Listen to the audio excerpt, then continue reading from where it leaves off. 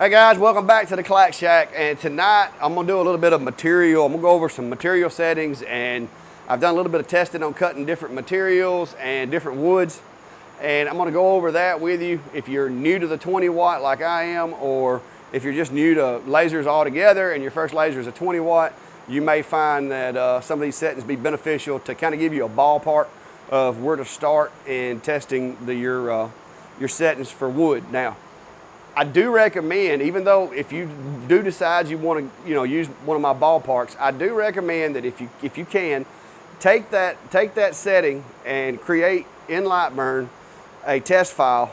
And if you have an extra piece of wood, just go ahead and spend the 10 or 15 minutes to go ahead and run that. You don't even have to do the 10 by 10. You can do a 5 by 5. You can customize that chart to whatever you want to customize it to, and you can set the spread on that so that you get a pretty good range of settings. Because not all trees are created equal, and therefore not all wood's going to be equal. So that's recommended. I don't always do it because I've just gotten used to, setting it up and running certain speeds and being able to play with the settings, or maybe do a 2 or 3 pass. So I've kind of picked out a few numbers that I like, and I stick with them, and I just kind of tweak it on the back end. So if you want to stick around, we're going to go over some stuff. I've got some new material that I purchased today, testing what color acrylic you can cut, and I'm going to go over that, and then we're going to move over to the laser and make some smoke. So stick around for a few minutes.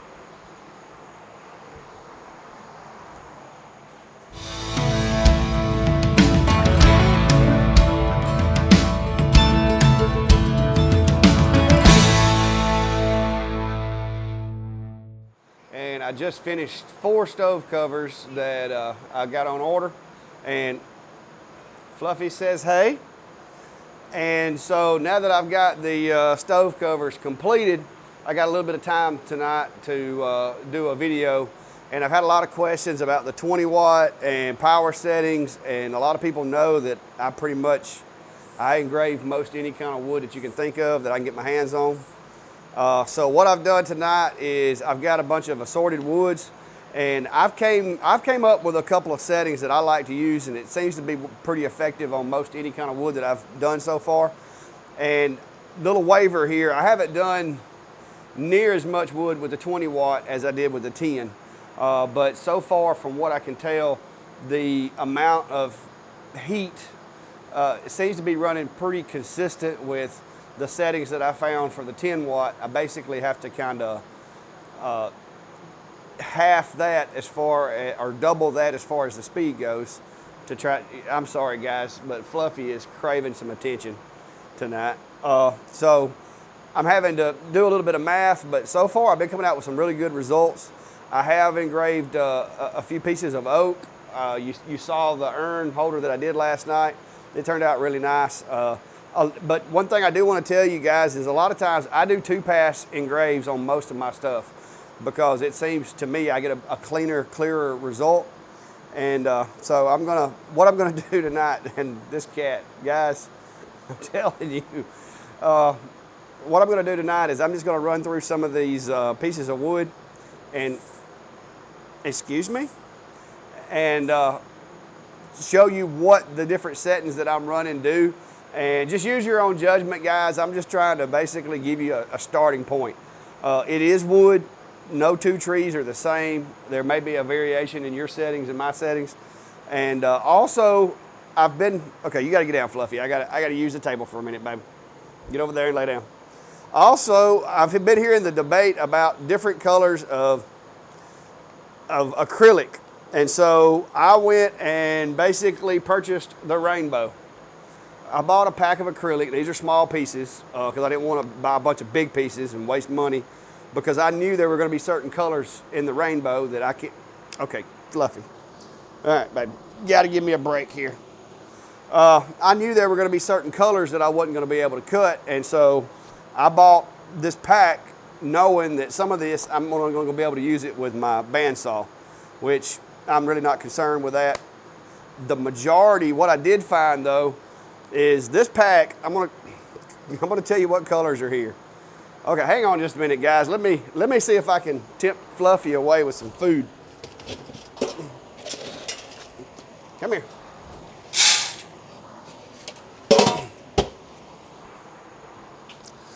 All right, it seems to have worked. So, what I found is that out of this stack of acrylic and pretty much every color in the rainbow, there were only 4 colors that I could not seem to cut. And I'm not going to say I couldn't have cut it. It did melt it ever so slightly, but it wasn't enough penetration to where you'd be able to use it to make anything. All I really got was a little bit of surface melt where the paper is still stuck to it.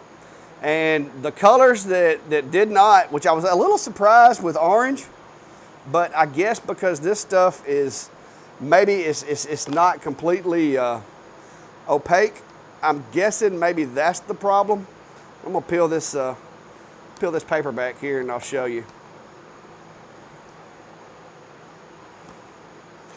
But the orange, it didn't want to punch through it, and I'm a little confused by that because the other acrylic that I had, it did. And now this is cast acrylic, and for all you folks out there concerned with safety, it was inside my vacuum table. I was not huffing the fumes, so there's that.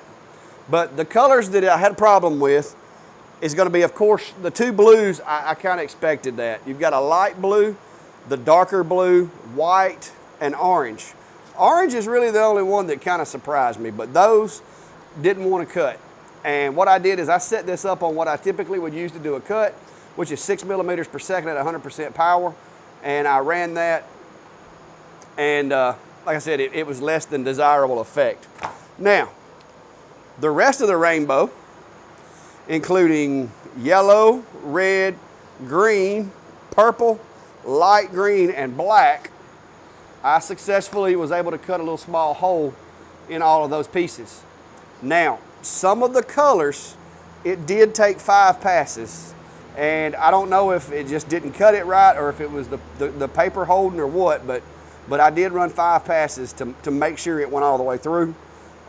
This is not terribly thick acrylic. I'm going to say it's 3 millimeter acrylic. And but the yellow, I was a little shocked that I was able to cut yellow. But it actually cut pretty well. The red, it cut almost as well as the black. The green, it cut pretty easy. So, I mean, these colors kind of surprised me. The purple, it was a little stubborn, but it did go. And then the light green, which it's almost like a lime color, it cut surprisingly well. And I did leave the paper on this stuff, guys, just because I didn't want to scratch it all up while I was throwing it around. And, you know, I could probably knock a pass or so off. But this is kind of like a Mountain Dew type green, but it cut it really well. And what I was wanting to do is I've got some ideas for some little jewelry pieces and stuff that I was going to play around with later on when I get caught up. And so I bought this pack just so that I would have a whole lot of different colors to choose from, and so that I could answer the question for you, is it possible? Because I see a lot of guys saying you can only cut black, and that is not entirely true. Now, black cuts the best, I will say that. Black cut really, really well. Like I said, the purple was probably the hardest color that I was able to cut, but I had to, it seemed a little slower about cutting. The black, literally, it only took like a pass and that piece fell out. But like I said, I did run it up to 5 passes, and the speed that I was running on this was 6 millimeters per second, I believe. And it cut fairly well. So there's that. But the other thing that I was going to go over is for the different woods with the 20 watt. I had somebody message me asking me about black walnut, and I've had some folks message me asking about other woods and settings and that type of thing. The one thing that I have learned, and I'll pass this on to you, is I've done a lot of burning on wood, and the lines per inch, what is it, 127, I believe, is kind of the default. That works as well as any higher setting that I've tried. As long as you run multiple passes. Now, if you're trying to do it in one pass, turning the lines per inch up might be beneficial. but I run it at 127 if I'm doing wood, because wood doesn't seem to make a difference in the clarity or the definition of the image. So I've just been running all mine at 127, and the jobs actually don't take near as long doing it that way. But what I'm gonna do is I'm gonna run over here, I'm gonna set the camera up, and I'm gonna put just a small little engrave into my machine, and I'm gonna run through some of the settings that I've been using for wood and just tell you what they are and let you see what happens. And if nothing else, just trying to give you a starting point and something to work with if you're just now getting your 20 watt and you're wanting to try to figure it out, because there's not near as much data and information out there on the 20 watt as there was with the 10, because it's relatively new. So give me just a second to move the camera over, and I'm gonna get it set up and we'll go from there. All right guys, over at the laser now, and I'm gonna be using my squaring jig just to make this quick and easy so that I can just place a piece and run a test and repeat, repeat, repeat. Now, I'm gonna be starting with the thickest pieces of wood that I have. And the thickest pieces of wood that I have today are also gonna be the hardest pieces of wood that I have. So I'm gonna have to do a couple of focal sets here just to make sure that I'm doing this the right way. And I've got that piece on there. And first on the deck is going to be a piece of red oak. Now, as many of you may know, red oak is not, it's not the hardest wood out there, but it is a very hard wood. It has a very tight grain. It's right below hickory and white oak in our area as far as the hardness goes. And just to make this video a little better, I'm gonna leave my enclosure open so we may get a little smoke blowback from the fan over there. But I've got this set for a relatively small burn, and hopefully it won't take but a second. So I'm just gonna run this, I've got it set to do a little square, and this square is like a 16 by 15. Let me change that, that's gonna mess with my OCD here. So I'm gonna make this square 15 by 15. That way it's uniform and it doesn't look like my machine's out of square or out of kilter. So I'm gonna go ahead and start that. Like I said, we may get a little blowback on the smoke because I do have my, my hood open, and it's not gonna create as much negative vacuum in there. It's kind of cool outside. I guess I could turn the big fan off. But the setting that I'm running right now is 100 and 100. And on the 20 watt, on hardwoods such as oaks, maple, pecan, hickory, woods like that, that's kind of where I would recommend it. And I am running my air assist, so I'm gonna get a little bit of smoke on the edges, but when I'm doing woodworking projects, I sand everything after I engrave anyway, so a little bit of smoke does not bother me. But for those of you who prefer the non-air assist on engraves, I guess I could copy that one out and set another one down, and we'll run that same setting. I'll do two boxes, and I'm going to set one, and I'm going to run air assist on one and not on the other. But I'm going to set the settings to exactly the same power. Make sure my lines are right. 127 on that one. And I've got this set to 127 lines per inch on both of them. And on this one, I'm going to turn the air assist off, and I'm just going to burn that second block for the no air assist.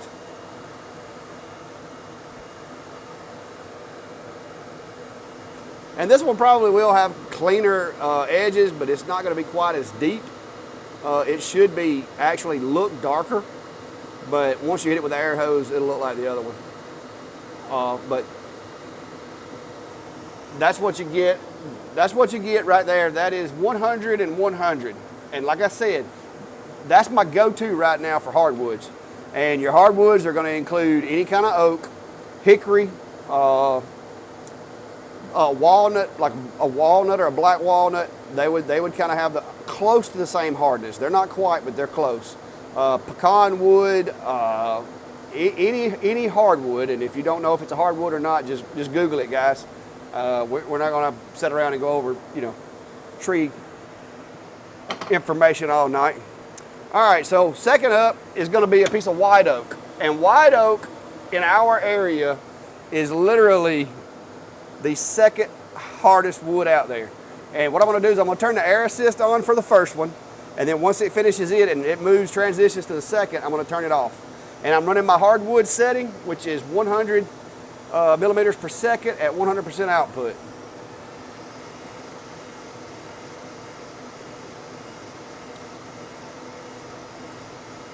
And white oak, literally, like, you will have to change saw blades if you work with white oak a whole lot. It will dull your blades so fast. The only thing that I have found that is more damaging to saw blades is hickory in our area. So air assist is off, going for the second burn. And like I said, you will get a cleaner look. You're not gonna get as deep of a burn. If you notice, I don't know if y'all can hear it because of the mic, but you don't hear that scraping sound that you get when it's really digging into the wood. And it will be blacker on this piece of wood because there's soot still in there. But that's 100 and 100, and there's a little bit of there's a nice recess right there, almost a business card thick. And then here, there's still a recess, but it's not quite as much. But that is 100 millimeters per second at 100% output, air assist, no air assist. And if I blew these off with the hose, you would see that they look very similar. But anyway, moving on to the next piece.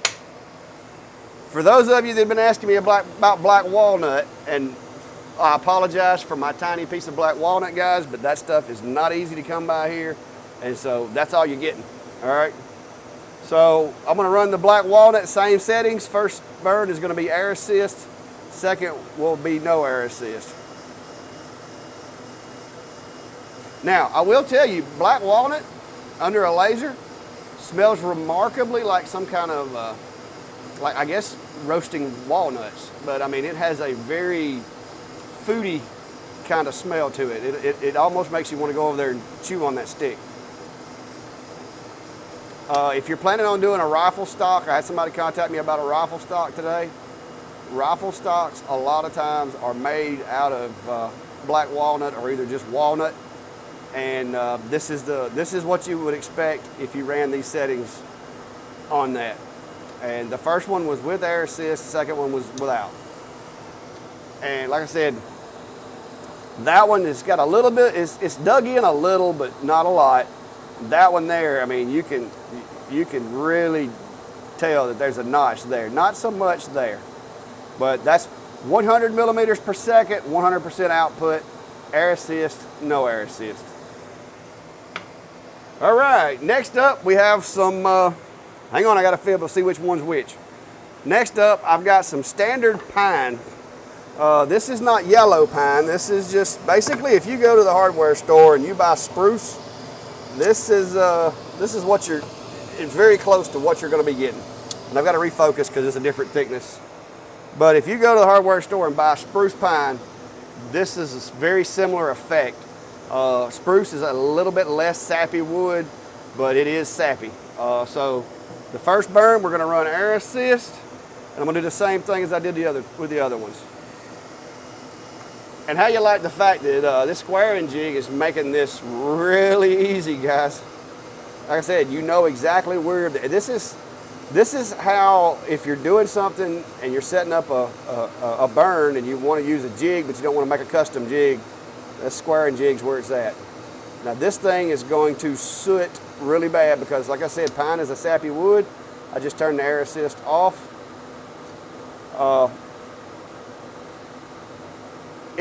I use it a lot, and like I said, this is 100 and 100. You're going to get a little deeper burn with this because pine is a softer wood, so I'm going to have a deeper burn. But when I'm doing pine, that's what I like to do. And if you notice, it's actually darker with the air assist on pine than without. Now, this has a little bit of char blow over here from where the sapwood burns and lets that sap go. But like I said, a little bit of 220 grit sandpaper, and that comes right off. So this is more or less spruce pine here. All right, next up, this is the stickiest wood of them all.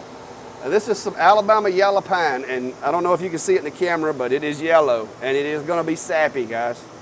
So here we go. Air assist is on, letting it run. And this stuff generates smoke like nobody's business. It'll also generate a lot of char around the burn usually, and a lot of like real fine dust that sticks to everything. So going off with the air assist.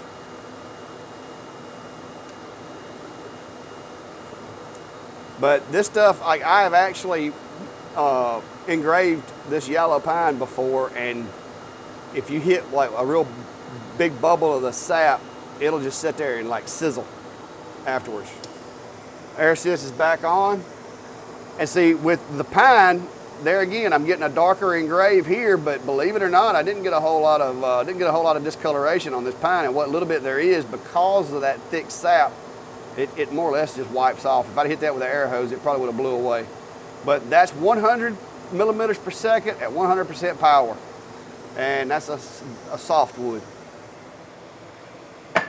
All right, now we're getting down into the category to where I'm probably going to need to crank the speed up a little bit to avoid some serious charring.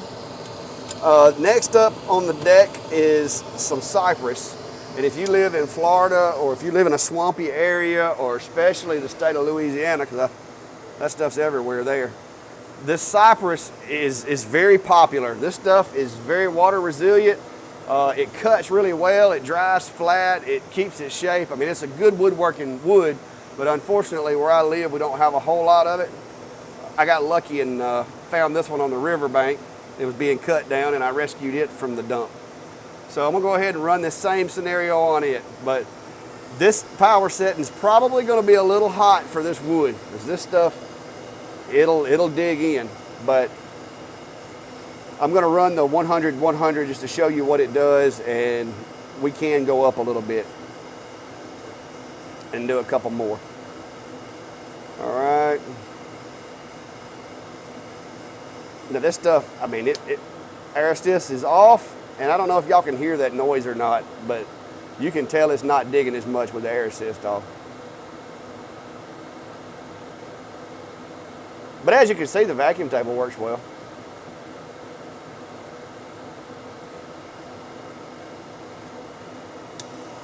All right, and cypress, as you can see with cypress, the burn is significantly deeper and it's darker. The other one's more of a bronze or like a brown color, but that's 100 millimeters per second at 100% output. And up next is like my favorite wood to engrave in the whole world. And you got it, that is cedar. And I'm gonna tell you now, with the air assist on, this is probably gonna dig a little deeper than you would want it, but man, it makes for some really interesting burns if you're doing an image, because the depth of the burn will drastically change from a lower power to a higher power. But we're gonna run this, let me go ahead and recalibrate here. We're gonna run this at 100 and 100 to start with. If that's too much, then we can go back and change it. Rehoming. All right, so here we go. And this is with the air assist on, and it is gonna make a hole in this piece of cedar. Cedar is my most favorite wood in the whole world to engrave. And it smells like a Christmas tree when you're engraving it too, by the way, guys.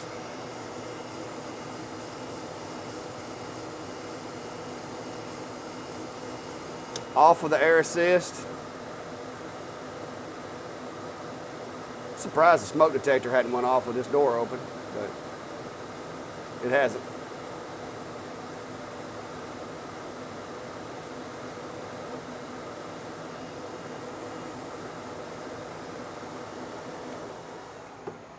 All right, as you can see, cedar, it did dig a little deeper, but it actually is just as dark either way. Now I did get a little blowover right here with the soot, but not too bad. But with this cedar, that's a pretty good little gorge in there. Now I will tell you, if you're doing cedar and you don't want any depth to it, my recommendation would be to run it up to like 150, and I'm gonna change the power output on this to 150. on my speed and show you. That will almost make Cedar look as though it's been painted. And it's a cool look if you're just wanting to put a graphic on there or something. I'm gonna go ahead and turn the table back on so we don't trigger the alarm. First cut is gonna be air assist on. Let me move these boxes down. All right, here we go, guys.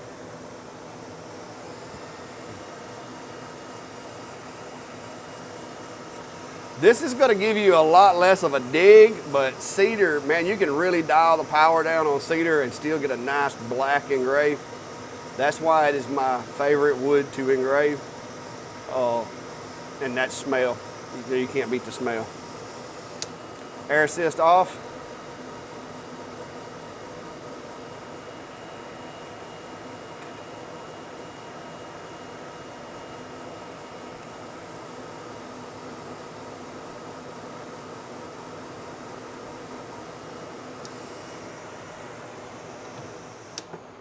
All right, and there we go, guys. Like I said, that's more, it looks more painted. Now there's a slight, ever so slight recess, but this is 100 millimeters per second. And if you notice, you start seeing a little more of the grain in it there, but this is at 150. That's 150 millimeters per second at 100% power output.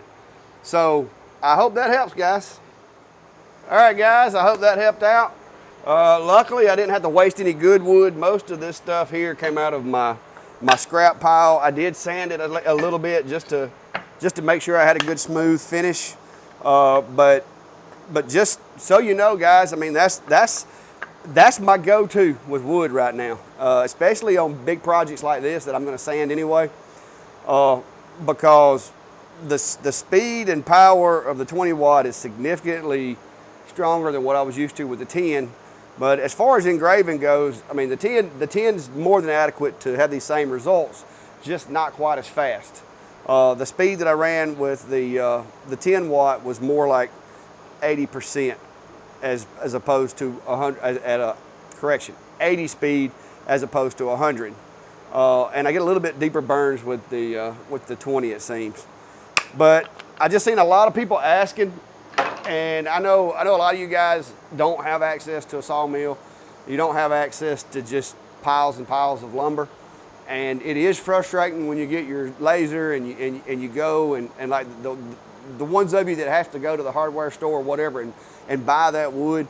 A lot of times you don't want to go wasting 2 or 3 big, 4x4 squares to do burn patterns. And I understand that completely. I'm the same way.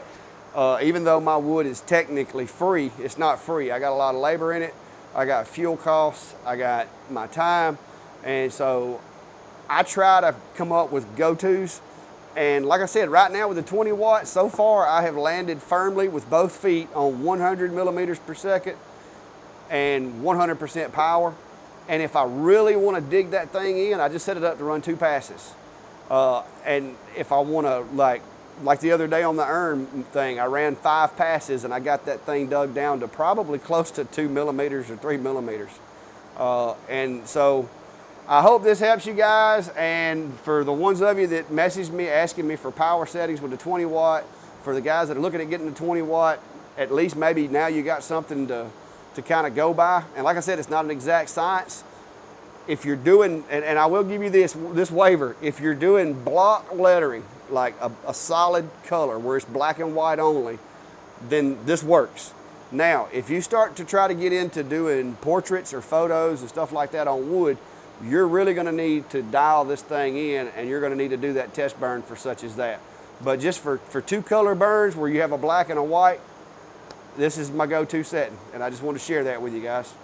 So thanks for stopping by, and until next time, stay safe and have a good day.